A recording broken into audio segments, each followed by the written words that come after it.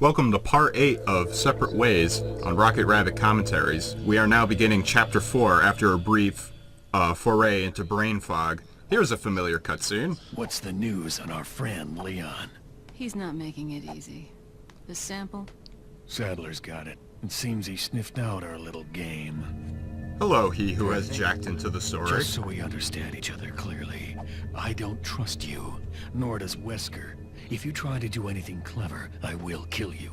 Is that so? So this cutscene takes place briefly after the start of Chapter 5-3, right after the bulldozer section, where Leon has to trust Ashley to drive a fucking bulldozer through the entire industrial complex on the island. This is a new cutscene. Quite a jolly mess he's made, that Leon, but all for the better. Sadler's people have fallen into a panic. Their destruction is only a matter of time now. How does he even know this shit? Has Krauser been telling him these things? Well, Wesker actually has a bunch of surveillance stuff going to and from this area, so we never get to see this, and it's never confirmed. But it's quite obvious that he does. Well, he was using a satellite to get like a real-time image from orbit, but it's nighttime now, so how can he see anything?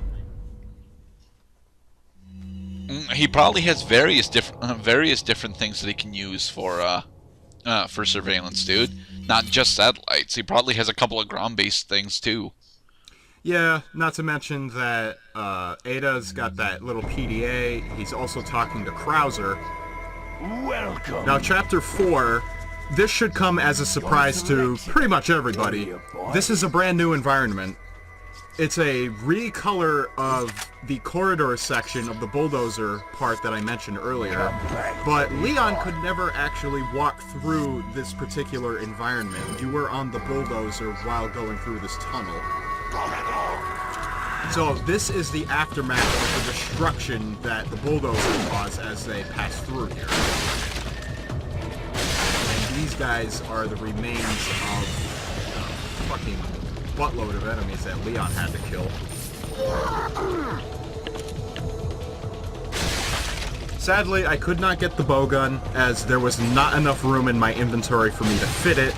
You get the upgrade for a larger attaché case starting in Chapter 5, the final chapter of Separate Ways.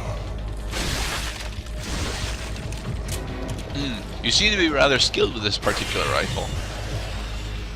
Well, it's got, it's the semi-automatic rifle. A lot of players prefer the semi-automatic because you can shoot, and you don't have to, you don't have to reload the bullet or eject. You don't have to eject the empty bullet from the cartridge as you would with the bolt action. Right. But the bolt action does twice as much damage as the semi-automatic when it's fully upgraded. Yeah, but it doesn't really matter against these particular enemies as you're headshotting them. Exactly. However, in many playthroughs, I find the bolt-action rifle more useful because of its sheer firepower. It can actually take the place of the Magnum as your boss killer, if you're accurate with it. That is, because missing with the bolt-action rifle is a pain in the ass. Yeah, but you don't really need the Magnum for anything. You need the Magnum for mini bosses and like full-on bosses. By now in Leon's campaign, we would have already defeated Salazar. Salazar would have required the Magnum because he's got like 250 health or something like that. Like some ridiculously large number of health points, where if you're using ordinary weapons like your handguns, and God help you if you tried using the shotgun against him, it would have taken a shit-ass long time to kill him. Wait.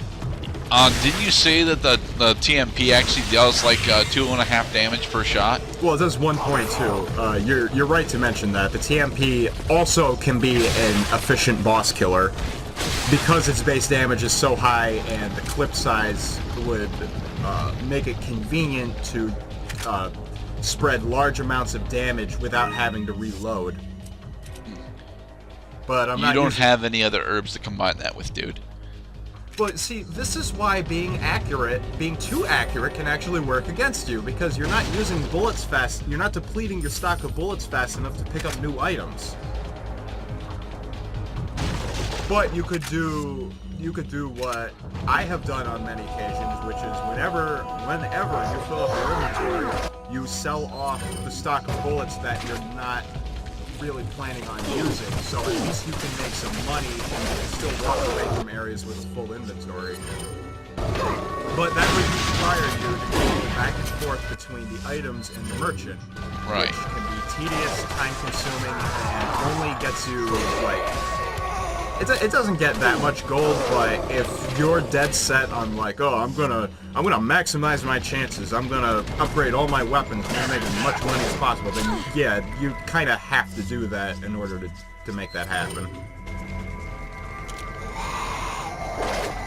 Did I mention I fucking hate archers in this game?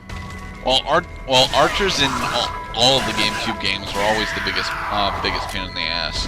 Matter of fact, for the entirety of the PS2 era, which would have been PS2, Xbox, and GameCube, yeah, archers were the bane of many different players. Yeah, especially in third-person shooters. Especially in this game, because you can't fucking... Like, there is a chance that even if the archer is looking directly at you, that he will miss. It's especially common when he's at a distance, but then I want to say about 33% of the time he will hit you if you're just standing still. You got rid of a health upgrade! I used the health upgrade. Oh, okay. See, Gradette? It looked like you just got rid of it, and it's like, why would you do that? No, I'm at full health now.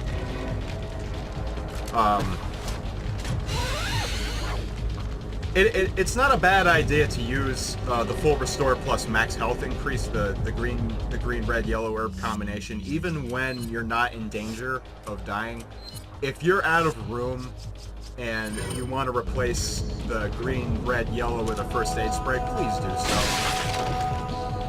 Because even if you were at full health, if you use that, then you get the max health increase anyway. Right. Normally, in jumping down into this room from the air conditioning duct, if you fail to see that guy, he will scare the shit out of you.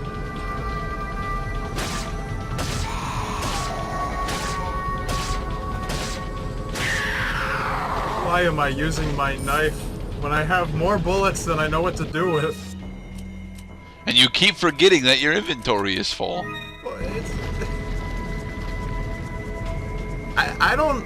I just look at it as like, well, eventually there are going to be some items that I'm going to have to leave behind, except the golden lynx. I'm going to pet the golden lynx now because he's adorable. He purrs loudly in my lap. But yes, this is the end of this particular room right here. It's just sort of bland, although it is a new environment and the music is interesting. This next room... It's very up-tempo. This next room is like a big what the fuck moment. Battleship! So, I'm gonna aim at 2B. Anything there? 2B? Yeah.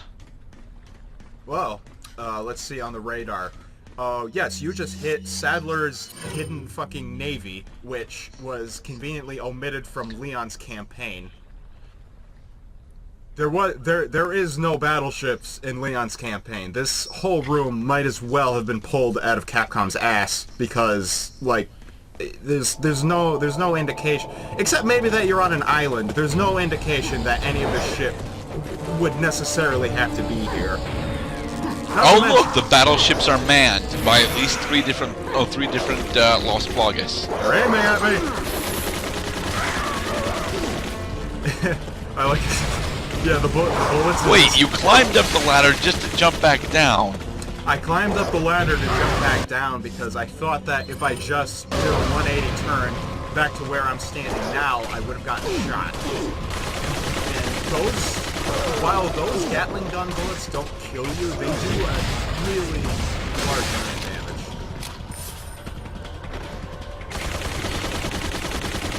And also, you have to time your movements around the bullets. A tricky thing about this particular room, if you get shot, you get invincibility frames for a surprisingly short amount of time, so you can get shot 2 or 3 times in quick succession to your death. So it's strongly advised that you take every precaution not to get hit by the bullets. But this, on a first-time playthrough, this room will probably take you a couple tries to learn the layout. It's a little convoluted on how you're supposed to proceed. But basically, you had to get the key for this gun battery, and once you insert the key, you assume full control, and you can actually destroy the cannons and gun turrets that have been shooting at you from across the way. Hello, Resident Evil 6. How are you today? You know, I'm still very curious as to how Resident Evil 6 will be when I eventually play that game. I've never played it. I have heard that it's going along the same trajectory as Resident Evil 4 and 5, which is less horror, more action. Yes. But the big difference between 6 and 5 is that 6, at least according to rumor, is flooded with QuickTime events. Well, wasn't 5 flooded with QuickTime events when it came to bosses and specific enemies? True, but not to the extent that Resident Evil 6 takes it, apparently. Mind you, I haven't seen extensive gameplay footage. I've seen one review that touches on both the lack of horror and the inclusion of QuickTime events. But it seems that the game makers are pretty dead set on using QuickTime events to simplify gameplay, especially in complicated situations where you have to dodge enemies with like one-hit kill attacks or other like cinematic nuances to make bosses unique and that type of shit. But most of all, players just found QuickTime events particularly annoying in 6 because they occur so frequently. That guy keeps wasting bowgun darts at you. Well, it's just like the axe throwers that we mentioned in an earlier part. They have an unlimited number of these weapons. Ow. And you miss with your incendiary. I think I catch one of them. I'm not sure. Yep.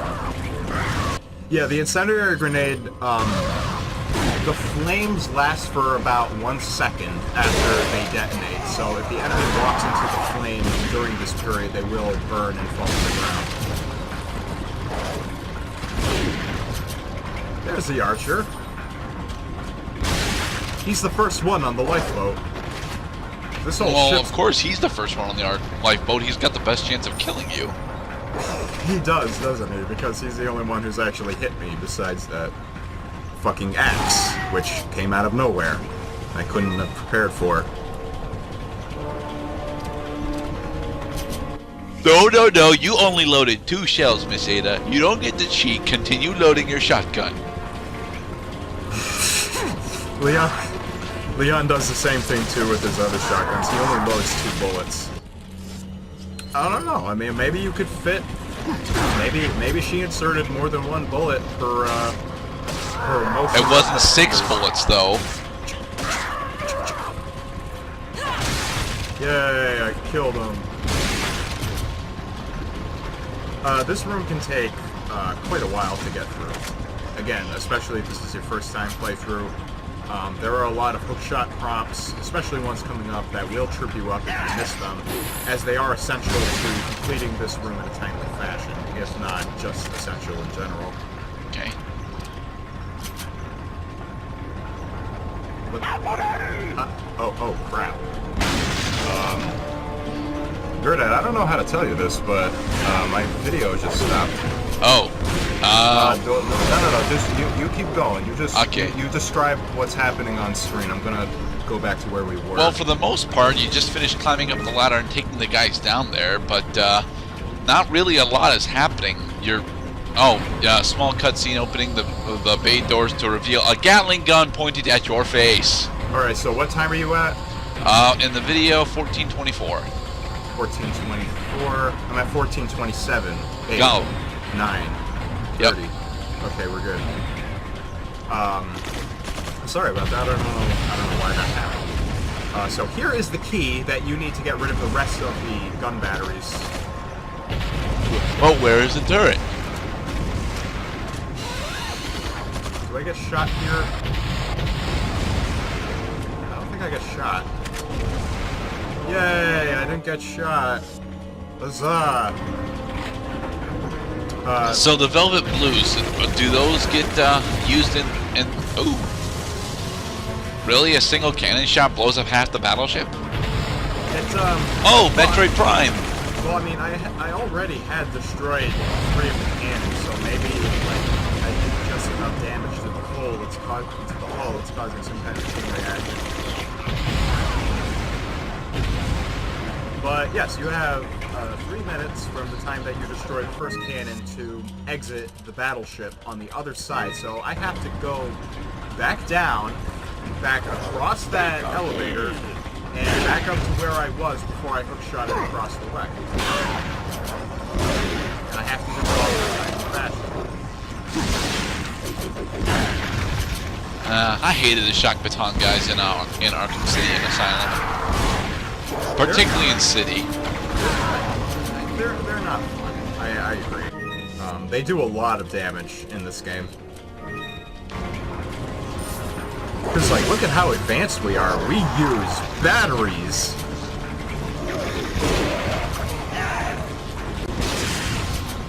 I don't know why I'm bothering to kill these guys, except maybe I'm hoping they'll drop something.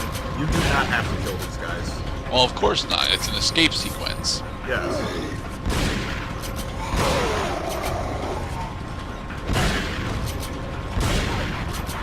New and exciting. Right? Because we totally haven't done this 100 times already. So the Lost Plagas are weak to sunlight. Yes. This is why they did not make an appearance until after dark. Okay. Which is, it's interesting you point that out. In Resident Evil 5, apparently they glossed over the whole Plagas being vulnerable to light entirely by making it so that Las Plagas can sprout from enemies' necks during daylight sections. Which was really weird. I was not expecting that the first time I played 5. But it felt like I didn't really like it. If only because I thought it would be more interesting that Las Plagas had at least some kind of weakness. And not just saying, oh, they're twice as powerful as they were before. You'll have no chance against these guys. It's like, fuck. Of course I can kill these guys. They're fucking easy. You just gotta keep your distance. That's what this game is all about, is keep your distance from the enemies and shoot them.